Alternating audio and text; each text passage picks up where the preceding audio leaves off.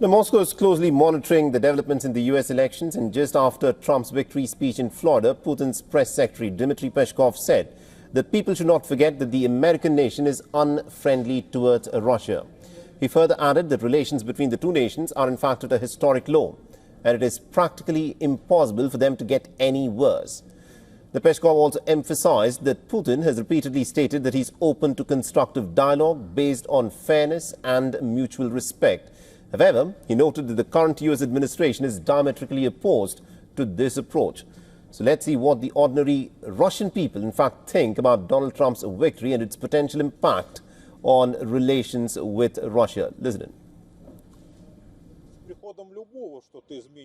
When a new president is elected, something changes. The question is what? Nobody knows what.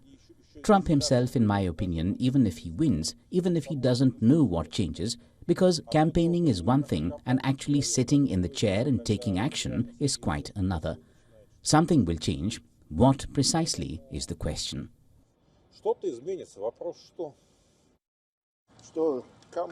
Kamala Harris and Trump are all the same. They don't like the Russians, and nothing good for us is going to come from either one, in my opinion. Now, Trump, of course, will take office in January, and the world will be watching in which direction the relations between the two nations will, of course, go from there.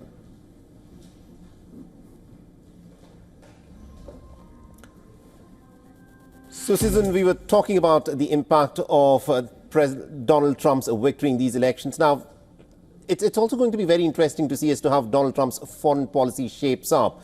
Now, Russia has reacted, and the spokesperson of the Kremlin has said that irrespective of who comes to power, the relationship between Russia and the United States of America is at a historic low. There is a war that the United States is backing in Ukraine. What would be the course of action that Donald Trump is likely to take? He said that if given a chance, once he would become the president, he can solve this crisis in a day. But can he do it? Yeah, that's the million-dollar question. Whether he'll be able to do it in a day or not is yet to be seen. But I think Donald Trump's approach is going to be very different for that of the Biden administration. If you recall, when he was president, the United States imposed more sanctions on Russia, definitely, than the Biden administration did. And that was even before Russia invaded Ukraine. So he was pretty tough on Russia when it came to policy. He closed the Nord Stream pipeline, if you remember, so Russia couldn't get benefit from that. He put that on sanctions. And then, so, you know, we'll have to wait and see whether or not he's going to take that similar course. But I think it's safe to note that whatever path he decides to take, the American people want to see some sort of resolution to this conflict.